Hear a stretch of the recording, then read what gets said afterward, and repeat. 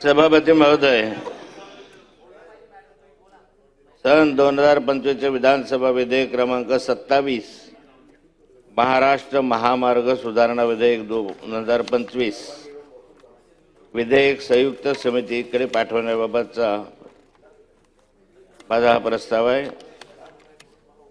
विधानसभेची सहमती घेऊन दोन्ही सभागृहांच्या 65 सदस्यांच्या संयुक्त समितीकडे त्यावरील प्रतिवृत्त 6 महिन्याच्या आत सादर करण्याबाबत अनुदेश देऊन विचारार्थ पाठवण्यात यावे असा मी या निमित्तानं प्रस्ताव मांडतो। सभापती महोदय, मंत्री महोदयांनी सांगितलं की या ठिकाणी नोटिफिकेशन झाल्यानंतर भूसंपादन झालं नाही आणि भूसंपादन झाल्यानंतर जर 1 वर्षाच्या आत झालं नाही तर 2 वर्षापर्यंतही भूसंपादन करण्यासाठी त्याची मुदतवाढ देणे इतका फक्त मर्यादित हा विषय आहे। अध्यक्षमय या निमित्तानं अनेक प्रश्न या महाराष्ट्रामध्ये आज उभे राहिलेले आहे।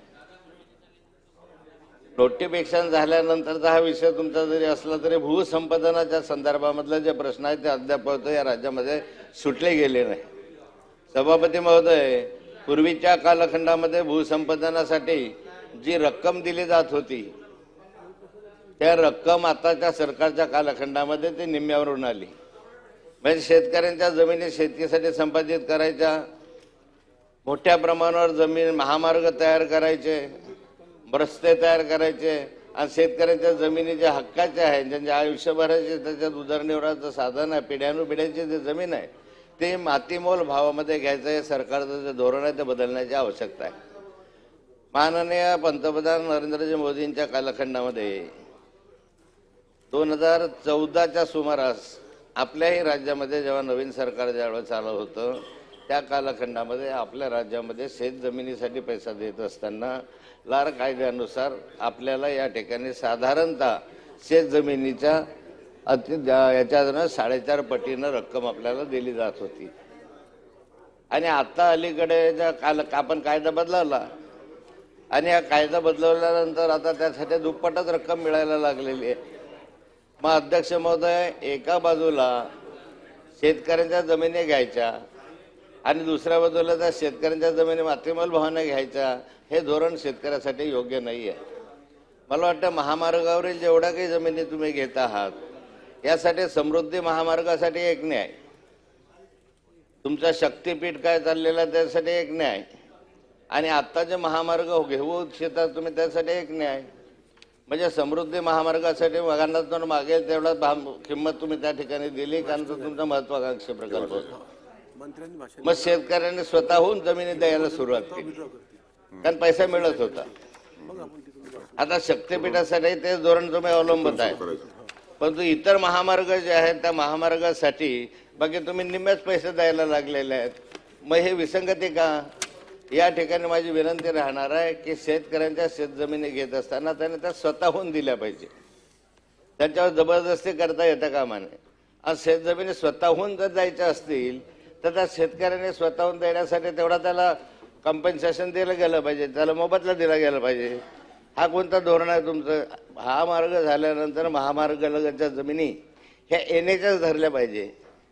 एनए पोटेन्शियल आहे त्याला, म्हणून एनए पोटेन्शियल धरून त्या भावाप्रमाणे त्यांना किमती मिळायला पाहिजे।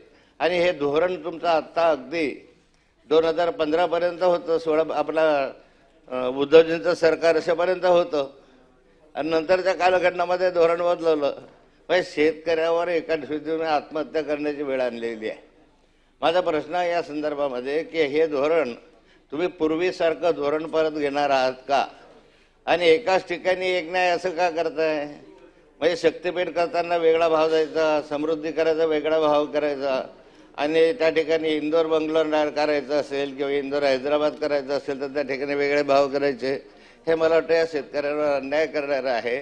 या बिलामध्ये या अनुषंगानं तुम्ही भूमी संपादनाचा विषय टाकलेलाच आहे, कारण भूमी संपादन या ठिकाणी तुम्हाला करावं लागणार आहे। मग भूमी संपादन करत असताना त्यांना काय रकमेनं देणार आहात पैसा, कोणत्या रकमेनं तुम्ही त्यांना पैसा देणार हे या निमित्तानं समजलं पाहिजे। अध्यक्ष महोदय, हे बिल जे आहे हे 1 वर्षापासून 2 वर्षापर्यंत मर्यादित जरी असलं तरी या संदर्भातल्या प्रश्नांची उत्तरं मला हवी आहेत। माननीय मुख्यमंत्री देवेंद्रजी फडणवीस यांनीच विरोधी पक्षनेते असताना एक भाषण केलं होतं।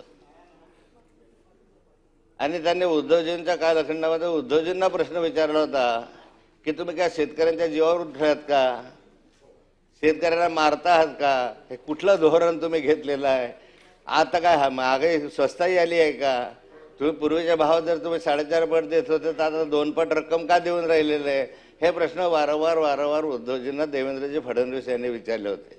आता मी हाच प्रश्न देवेंद्रजींना विचारतोय की आता का महागाई आली आहे का, का शेतकऱ्यांच्या उरावर कशासाठी बसल्यात तुम्ही, कशासाठी त्यांचं जीवन उद्ध्वस्त करतात तुम्ही.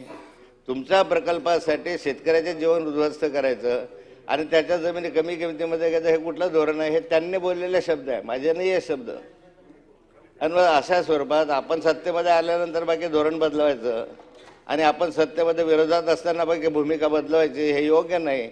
आपली जी विरोधी पक्षामध्ये असताना जी भूमिका आहे त्या भूमिकेशी सहमत राहून या संदर्भामध्ये आपण निर्णय घ्यावा अशी माझी आपली विनंती आहे. महाराष्ट्रामध्ये यापुढे शेतकरी आपल्याला जमिनी देणार नाही, स्वखुशीनं तो जमिनी देणारच नाही. कारण काय आहे की त्याला इतक्या नाममात्र 3 लाख आणि 5 लाख रुपये एकरनं जमीन आहे. कुठल्या जमिनी 3 लाख रुपये आता रेल्वेसाठी आमच्याकडे जमिनी जात आहे, रेल्वेसाठी जमीन घेताना 3 लाख रुपये एकर. आमच्याकडे जे हैदराबाद मार्ग झाला इंदोर हैदराबाद त्यासाठी 10 लाख रुपये एकर.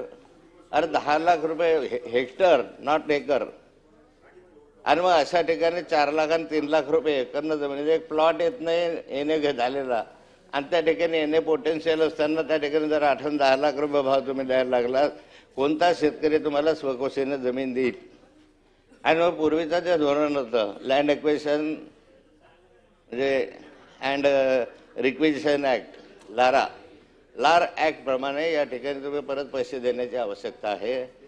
आणि हे दिलं तरच महाराष्ट्रामधले धोरण तुमचे कामं जे आहेत ते सुरळीत होतील, रस्त्यांचे कामं, अन्यथा प्रकल्प बंद पडतील. माझ्याकडे एक प्रकल्प सुरू आहे तुमचा इंदोर हैदराबाद महामार्ग, त्या प्रकल्पामध्ये 3-3 लाख रुपये 5-5 लाख रुपये एकर दिले. त्या प्रकल्पामध्ये अनेक ठिकाणी विसंगती आहे, एक 15-16 प्रकारची विसंगती त्या प्रकल्पामध्ये अवॉर्डमध्ये आहे, अवॉर्डमध्ये. मग अशा ठिकाणी अवॉर्ड डिक्लेअर करून टाकलं, कुणाची संमती नाही, आमच्या शेतकऱ्यांची संमती नाही, हिअरिंगमध्ये त्यांचं ऐकणं नाही आणि अशा ठिकाणी आपोआप एकतर्फी अवॉर्ड डिक्लेअर करून टाकायचं, शेतकऱ्याचं हे करायचं आणि कलेक्टर त्या ठिकाणी शेतकऱ्यांची टिंगल करतात. म्हणजे काय झालं आहे प्रशासकीय अधिकाऱ्यांना मला माहिती नाही. अहो त्याचं आयुष्याचा रक्ताचा हाडामासाचं त्याचं ते मातीशी जुळलेलं नातं आहे आणि त्या शेतकऱ्याची टिंगल करतात. अशा ठिकाणी अध्यक्ष महोदय त्या शेतकऱ्यांनी तो हायवे बंद पडला, मग 6 महिन्याचं काम बंद आहे, यापुढे ते होण्याची शक्यता नाही आहे. मग किमती वाढतात, ठेकेदाराचा फायदा होतो, पण शेतकऱ्याचं नुकसान होतं त्या ठिकाणी. मग अशा ठिकाणी त्या पूर्वीच्या कायद्याप्रमाणे तुम्ही पैसे देणार आहात का, माझा प्रामुख्याने प्रश्न आहे. आणि या ठिकाणी तुम्हाला मगाशी सांगितलं की इंदोर हैदराबाद हा महामार्ग आहे, त्या महामार्गावर इतक्या नाममात्र दरामध्ये ज्या किमती देत आहात ह्या किमतीचा फेरविचार करावा.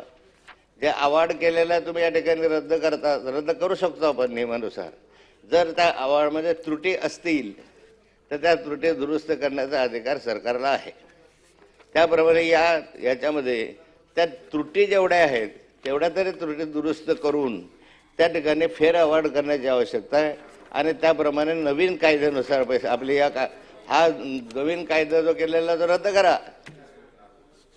शेतकऱ्यांना इतक्या नाममात्र दरांना किमती देण्याचं जे धोरण आहे सरकारचं ते शेतकरी विरोधी धोरण आहे. शिंदे साहेब या धोरणाचा फेरविचार करणार तर महाराष्ट्रामध्ये जमिनीच मिळणार नाही.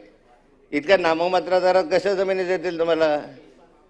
पूर्वी जमिनीला किंमत तुम्ही 50 लाख रुपये एकर द्यायचे आणि आता म्हणता 5 लाख रुपये एकर घ्या, हे कसं चालेल. शेतकऱ्याला तुम्ही मारता आहात म्हणून या धोरणाचा फेरविचार तुम्ही केला पाहिजे, तरच महाराष्ट्रामध्ये सुकर तुम्हाला हे रस्त्यांचे कामं करता येतील. माझी अशी विनंती राहणार आहे की आपण याच्यामध्ये हस्तक्षेप करावा, फेरविचार करावा.